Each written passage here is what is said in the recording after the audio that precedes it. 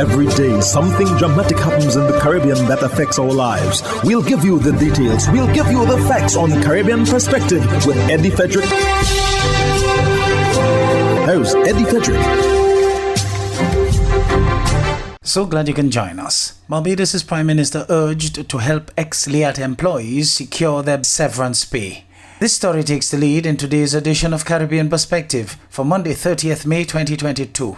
Details when we return. Hubbard's Multi-Department Mount Gay and Hubbard's Tire Bay, located at the Building Supplies Compound in Grand Anse, are reminding the motoring public that another round for licensing and inspection has begun. Just arrived on new shipments of quality furrowed and torque tires to fit all makes and models of vehicles at competitive pricing. Shop early to avoid the hassle of long lines. WhatsApp them on 473-405-5482. Hubbard's, quality service, affordable prices.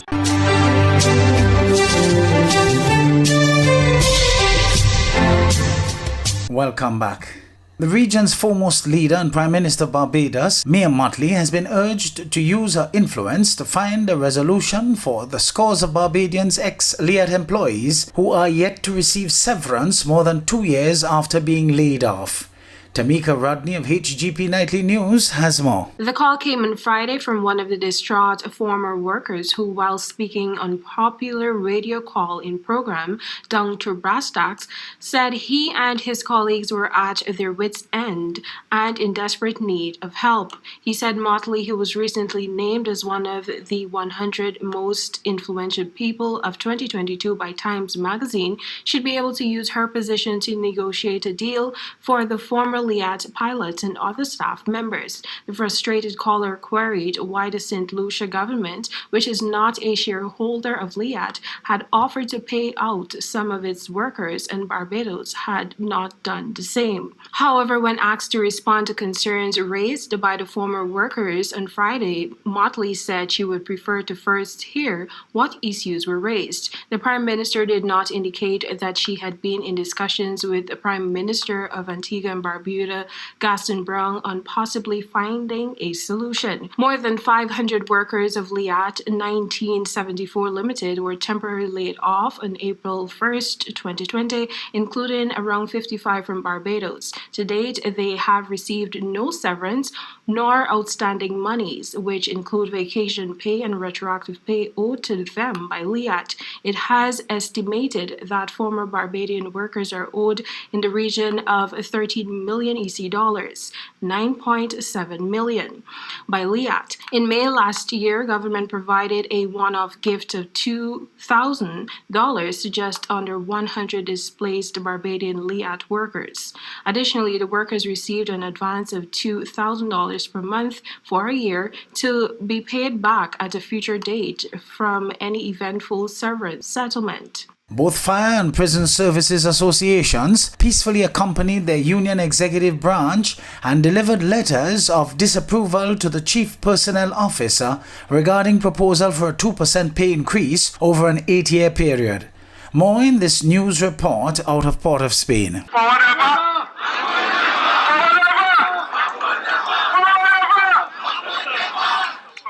With letters in hand, members of both the Prison and Fire Service Associations joined forces in a massive show of rejection of the CPO's counter-proposal of 2% for the period 2014 to 2021. According to President of the Prison Service Association, Ciaran Richards, the CPO's offer is disrespectful to the working class. And whenever there needs to be economic adjustment, the burden of all those adjustments are upon our backs.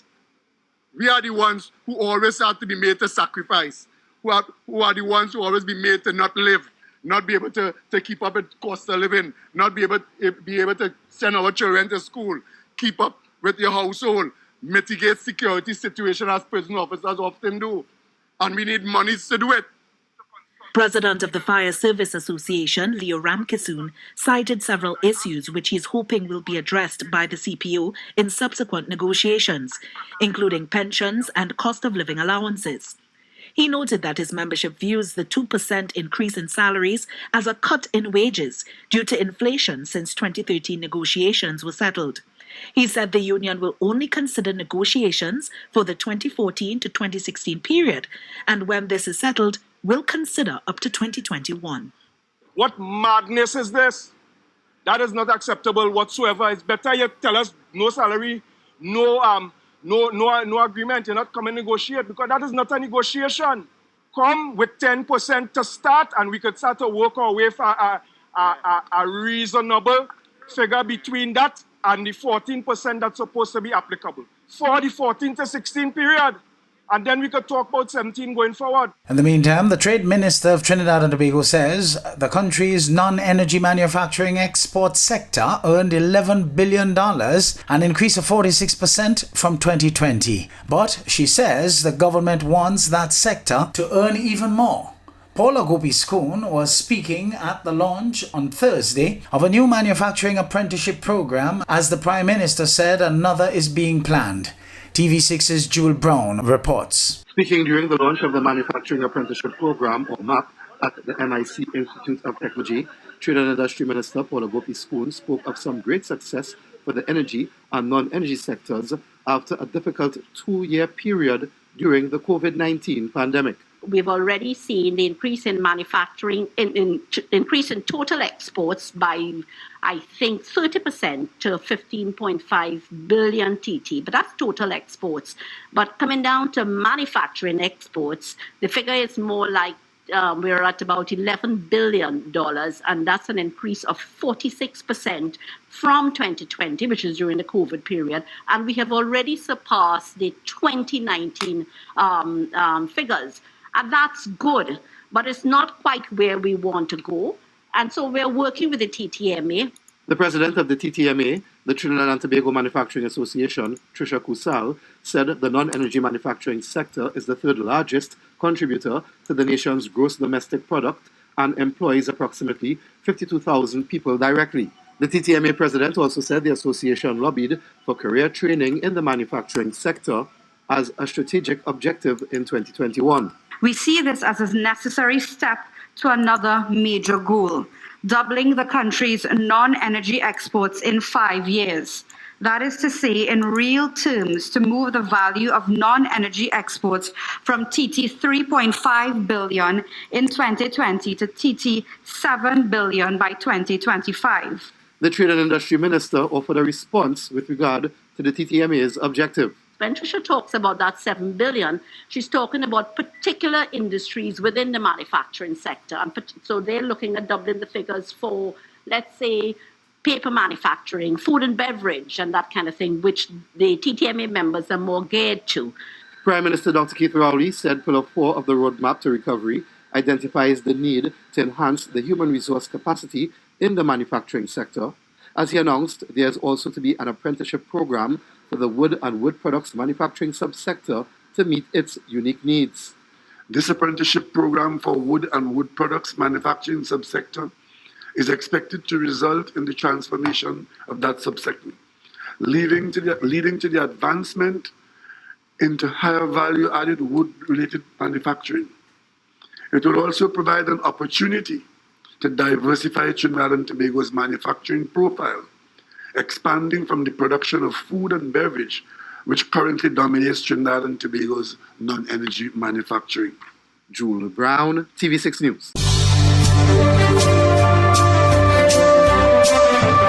You're listening to Caribbean Perspective with Eddie Frederick.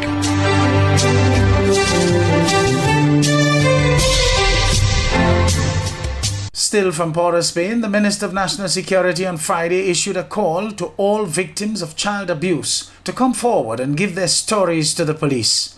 Cindy Raghubatika Singh has some details. As more and more reports surface into account detailed in the 1997 report on children's homes, the Minister of National Security made this call during Friday's sitting of Parliament. I want them to know, all of you victims in Trinidad and Tobago, come on up, come on out, contact the police, contact your member of parliament, especially those on this side, and we will make sure that you are given a hearing by those who must investigate these things. And once the perpetrators are alive and the evidence is sufficiently cogent and justiciable, as the Prime Minister has asked, action will be taken. I, as Minister of National Security, have conveyed that policy direction to the Trinidad and Tobago Police Service. His contribution came during debate of a private member's motion brought by the MP for Princestown, Barry Padaras, as the opposition called on the government to do better in protecting and supporting the nation's children. The director of the Children's Authority is now telling us, listen, we don't have the resources to deal with the problem, and the children are still being abused because they're still being subjected to those abusers in the homes. Let us come up with effective data-driven solutions. There are a lot of them that are contained in this Justice Judith Jones report, but it has fallen on deaf ears. He says if anything has come from the revelations of the most recent report and that of the SAPGA Task Force of 97, it is that for far too long, children under the state's care have suffered tremendous trauma. To starve the Children's Authority of much-needed funding is also a form of abuse, Madam Speaker. Instead of standing in defense of children, their inaction has signaled to perpetrators of abuse that the Children's Authority is a toothless bulldog, poorly equipped to detect and treat with the sexual and physical deviance endured by our nation's children. Opening rebuttals for the government, Minister of Gender and Child Affairs Ayanna Webster Roy defended her ministry and the government, saying child abuse is a global issue and locally they have done a lot by implementing legislative changes to protect the rights of the child. She says stringent measures are also in place when selecting individuals who work closely with these children. Mr. Deputy Speaker, we didn't just pick up people from the roadside and put them to train. Persons had to be vetted. They had to do psychometric testing. They had to do police background checks because we wanted to ensure that in training a pool of persons to be available for community residents in our homes, that we were choosing the best persons who had a passion for children, but most importantly, Mr. Deputy Speaker, people who did not have an intention to harm. But even with the best measures in place, Mr. Deputy Speaker, you never know the heart of a man. We could screen all we want, we could train all we want, but if somebody is determined to be wicked and evil, they will be wicked and evil. She also defended the Children's Authority, saying they have been doing a substantial amount of work despite various challenges. Speaking for the opposition, MP Rodney Charles said it is not enough as immediate and serious action is necessary if the nation's children are to feel protected. So we have the Judith Jones report, and they have created another committee to think about this report, to operationalize the report. Meanwhile, boys are getting sodomized. Shameful, shameful, shameful. We call for action. When you read this report, you want to act tonight. Cindy Raghubatika Singh, TV6 News. The World Health Organization have said that more than 200 cases of monkeypox have been reported in 20 countries, not usually known to have outbreaks of the unusual disease. It described the epidemic as containable and proposed creating a stockpile to equitably share the limited vaccines and drugs available worldwide. During a public briefing on Friday, the UN Health Agency said there are still many unanswered questions about how the current epidemic arose, but there is no evidence that any genetic changes in the virus are possible for the unprecedented epidemic. The first sequencing of the virus shows that the strain is not different from the strains we can find in endemic countries, and this outbreak is probably due more to a change in human behavior, said Dr. Sylvie Briard, WHO's Director on Pandemic and Epidemic Diseases. Earlier this week, a top advisor to the World Health Organization said the outbreak in Europe, US, Israel, Australia, and beyond was likely linked to sex at two recent raids in Spanish and Belgium. That marks a significant departure from the disease's typical pattern of spread in Central and Western Africa, where people are mainly infected by animals like wild rodents and primates. Hubbard's Multi-Department Mount Gay and Hubbard's Tire Bay, located at the Building Supplies Compound in Grand Anse, are reminding the motoring public that another round for licensing and inspection has begun. Just arrived on new shipments of quality furrowed and torque tires to fit all makes and models of vehicles at competitive pricing. Shop early to avoid the hassle of long lines. WhatsApp them on 473-405-5482. Hubbard's, quality service, affordable prices.